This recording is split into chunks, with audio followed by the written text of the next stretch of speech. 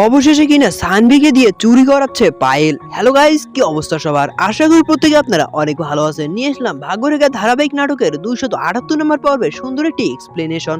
কথা না বাড়িয়ে চলুন ভিডিওটি শুরু করব। তার আগে দর্শক, আমাদের এই ছোট্ট চ্যানেলটিকে অবশ্যই সাবস্ক্রাইব করতে ভুলবেন না। তো দর্শক, পর্বের শুরুতে আমরা দেখতে পাই যে শ্রদ্ধা প্রতিবারের মতো সানভিকে খাবার দেওয়ার জন্য ছদ্মবেশে পায়েলের বাড়ির সামনে গিয়েছিল। ঠিক তখনই সেখানে পায়েল এসে শ্রদ্ধাকে জিজ্ঞেস করতে থাকে যে কে তুমি এবং তোমার নাম কি। ঠিক তখনই শ্রদ্ধাকে বাঁচানোর জন্য সেই চাওয়ালা এসে পায়েলকে বলতে থাকে যে আমি এখানে নতুন দোকান দিয়েছি, আপনারা আমার এই চা খেয়ে দেখতে পারেন। দর্শক, এর পরের দৃশ্যে আমরা দেখতে পাই যে শ্রদ্ধা ঘুমানোর চেষ্টা করছিল, কিন্তু কোনোভাবেই তার ঘুম আসছিল না। অন্যদিকে পায়েলের কাছে সানভিও ঘুমানোর চেষ্টা করছিল, কিন্তু সানভি পায়েলের কাছে যাওয়ার চেষ্টা করলে পায়েল অন্য পাশে হয়ে ঘুমিয়ে পড়ে। এতে সানভি কিছুটা মন খারাপ করে। দর্শক, এর পরের দৃশ্যে আমরা দেখতে পাই যে শ্রদ্ধা হঠাৎ করে চিৎকার দিয়ে ওঠে ঘুম থেকে এবং অভয় তাকে পানি এগিয়ে দেয় এবং বলতে থাকে তুমি সানভিকে দিয়ে তুমি এখন আরো বেশি চিন্তা করতে এসো এই বিষয়টি নিয়ে। এবং এই বিষয়টি নিয়ে তারা দুজনই আলোচনা করছিল। ঠিক তখনই সেখানে সিয়া এসে উপস্থিত হয় এবং সিয়া তার বাবা মাকে বলতে থাকে যে আমার কোনোভাবেই একা একা ঘুম আসছিল না, সানভিকে স্যার আমি কোনোভাবেই ঘুমাতে পারছিলাম না, তাই তোমাদের কাছে চলে আসলাম আমি তোমাদের সাথে থাকবো বলে। দর্শক, সানভিকে পায়েলের কাছে দিয়ে আসার ব্যাপারটি নিয়ে শ্রদ্ধাকে কথা শোনা থেকে অভয়, এই বিষয় নিয়ে তাদের মধ্যে কিছুটা ঝগড়া হয়। এটি থেকে সিয়া শ্রদ্ধা এবং অভয়কে বলতে থাকে আমি কি এখানে তোমাদের ঝগড়া দেখার জন্য এসেছি? আমাকে ঘুমাতে হবে, কাল সকালবেলা স্কুলে যেতে হবে। সিয়ার এই কথা শুনে শ্রদ্ধা ও অভয় তাদের ঝগড়া থামায় এবং সবাই মিলে ঘুমিয়ে পড়ে। দর্শক, এর পরের দৃশ্যে আমরা দেখতে পাই যে পরদিন সকালবেলা শ্রদ্ধা সিয়াকে নিয়ে স্কুলে এসেছে। ঠিক তখনই শ্রদ্ধা দেখতে পায় পায়েলও সানভিকে নিয়ে স্কুলে এসেছে। তারা চারজনে একসাথে মুখোমুখি হয়। শ্রদ্ধা পায়েলের সাথে কোনো কথা না বললেও সিয়া সানভির সাথে কথা বলতে থাকে।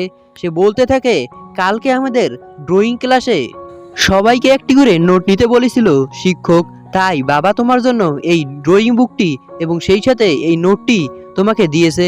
এই বলে সে সানভিকে বলতে থাকে যে আমরা সবসময় এই স্কুলের টপারই থাকবো। এই বলে সিয়া সানভিকে জড়িয়ে ধরে এবং বলতে থাকে যে আমাদের এই বন্ধুত্ব কখনোই ভাঙবে না। দর্শক, অন্যদিকে আমরা দেখতে পাই যে পায়েল মনে মনে শ্রদ্ধাকে বলতে থাকে যে তুমি তো বুঝতেই পারছো না শ্রদ্ধা, আমি ধীরে ধীরে তোমার কাছ থেকে সবকিছুই কেড়ে নেব। দর্শক, এর পরের দৃশ্যে আমরা দেখতে পাই যে শ্রদ্ধা সানভিকে স্কুলে রেখে বাসায় এসেছে এবং এসেই সে দেখতে পাই যে তার শাশুড়ি মন্দিরে যাওয়ার জন্য তৈরি হচ্ছে এবং সে শ্রদ্ধাকে দেখেই বলতে থাকে যে শ্রদ্ধা তুমি তাড়াতাড়ি সকালের নাস্তাটা তৈরি করে ফেলো, আমি এখনই মন্দিরে যাব। এই কথা বলে শ্রদ্ধা চলে যায় রান্নাঘরে। দর্শক, এর পরের দৃশ্যে আমরা দেখতে পাই যে রাজ নামের সেই ছেলেটি কীর্তি, বরুণ এবং কিয়ারাকে তার বাড়িতে নিয়ে এসেছে এবং এসেই তাকে রাজ তাদেরকে বলতে থাকে যে এটা হচ্ছে আমাদের বাড়ি। এত বড় বাড়ি দেখে কীর্তি তো পুরোই অবাক হয়ে গিয়েছে এবং কিয়ারাও এত বড় বাড়ি দেখে বেশ খুশি হয়েছে। কীর্তি রাজকে বলতে থাকে যে এত বড় বাড়িতে তুমি কি একাই থাকো নাকি? রাজ বলে হ্যাঁ, এটা আমারই বাড়ি। কীর্তি তো রাজের এত কিছু দেখে পুরাই হতবাক হয়ে যাচ্ছে। সে রাজকে একটি ফুল দিয়ে বলে এটা আমাদের পক্ষ থেকে। এই কথা বললে রাজ সেই ফুলটি নিয়ে তার ফুলদানিতে রেখে দেয়। দর্শক, এর পরের দৃশ্যে রাজ তাদের সাথে গল্প করতে থাকে এবং তাদের সাথে ডিনার করার জন্য টেবিলে যায়। ডিনার করার সময় এত পরিমাণ খাবার দেখে কীর্তি অবাক হয়ে যায় এবং বলতে থাকে যে তোমার শেফেরা এত কিছু রান্না করে। রাজ তার শেফকে বলতে থাকে যে খাবারগুলো পরিবেশন করো। এই কথা বললে তার শেফেরা কীর্তি সহ সবাইকে খাবার পরিবেশন করে। দর্শকের পরের দৃশ্যে আমরা দেখতে পাই যে হঠাৎ করে রাজের হাত লেগে একটু খাবার কীর্তির শাড়িতে লেগে যায়। দর্শকের পরের দৃশ্যে আমরা দেখতে পাই যে সানভি স্কুল থেকে বাড়িতে এসেছে। এসে দেখতে পাই যে পায়েলের মাথায় একটা পট্টি বাঁধা। সে পায়েলকে একথা জিজ্ঞেস করলে পায়েল বলতে থাকে যে আমার শরীরটা সকাল থেকেই বেশ অসুস্থ। এই কথা শুনে সানভির মন কিছুটা খারাপ হয় এবং সে বলতে থাকে যে আমাদের স্কুলে সায়েন্স প্রজেক্টের জন্য প্রায় 5,000 টাকার মতো লাগবে। এই কথা শুনে পায়েল সানভিকে বলতে থাকে যে আমার কাছে তো কোনো টাকাই নেই, সব টাকাগুলো খরচ হয়ে গিয়েছে। এতদিন আমি অনেক ঋণ করেছিলাম, যার কারণে সেই ঋণদারকে আমার টাকা দিতে হয়েছে। এই কথা শুনে সানভি বলতে থাকে তাহলে আমি এখন টাকা কোথায় পাবো? দর্শক, এর পরের দৃশ্যে আমরা দেখতে পাই যে শ্রদ্ধা ঘর থেকে বাইরে যাচ্ছিল পূজা করার জন্য। ঠিক সে সময় সেখানে সিয়া এসে উপস্থিত হয় এবং সে সায়েন্স প্রজেক্টের জন্য একটা লিস্ট ধরিয়ে দেয় তার মায়ের কাছে। ঠিক সে সময় শ্রদ্ধার মোবাইলে পায়েলের ফোন আসে। পায়েলের ফোন দেখেই শ্রদ্ধা বুঝে যায় যে সানভি ফোন করেছে।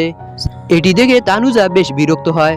অন্যদিকে সানভি মোবাইল হাতে ধরে থাকলেও কোনো কথাই বলছিল না শ্রদ্ধার সাথে। তখন পায়েল বারবার সানভিকে বলে দিতে থাকে যে টাকা চাও শ্রদ্ধার কাছ থেকে, কিন্তু সানভি এটি কোনোভাবেই বলতে পারছিল না। এটি দেখে পায়েল সানভির সামনে অভিনয় করতে শুরু করে। দর্শকের পরের দৃশ্যে আমরা দেখতে পাই যে রাজ কীর্তির সাথে আলাদাভাবে কথা বলছিল। সে কীর্তিকে বলতে থাকে, কি হলো, তুমি চাকরির অফারটা কি গ্রহণ করবে নাকি? ঠিক সে সময় সেখানে বরুণ এসে উপস্থিত হয়। বরুণকে দেখে কীর্তি বেশ ঘাবড়ে যায় এবং বলতে থাকে যে বরুণ, তুমি এখানে কি করছো? বরুণ বলে, এতক্ষণ লাগছিল তোমাদের, তাই আমি একটু ডাকতে আসলাম। দর্শক এর পরের দৃশ্যে আমরা দেখতে পাই যে সবাই মিলে সেখান থেকে চলে যায়। অন্যদিকে আমরা দেখতে পাই যে সেই চাওয়ালা পায়েলের বাড়ির সামনে পাহারা দিচ্ছিল। ঠিক সে সময় একজন পুলিশ এসে সেই চাওয়ালাকে বলতে থাকে যে আমাকে 1 কাপ চা দিন। সেই চাওয়ালা সেই পুলিশকে চা দিলে সে বলতে থাকে যে এত জঘন্য চা কেউ খায় নাকি।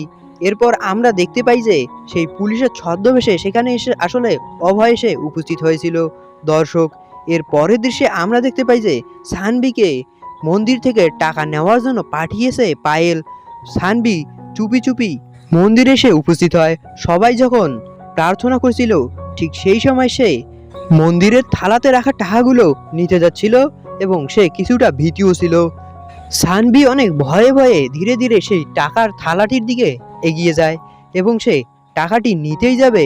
সেই সময় তার হাত লেগে শব্দ হয়, যার কারণে সেখানে থাকা সবারই চোখ যায় সানভির দিকে।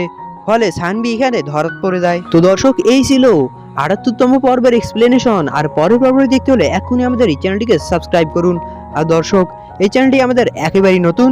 এতক্ষণ আমাদের সাথে থাকার জন্য ধন্যবাদ।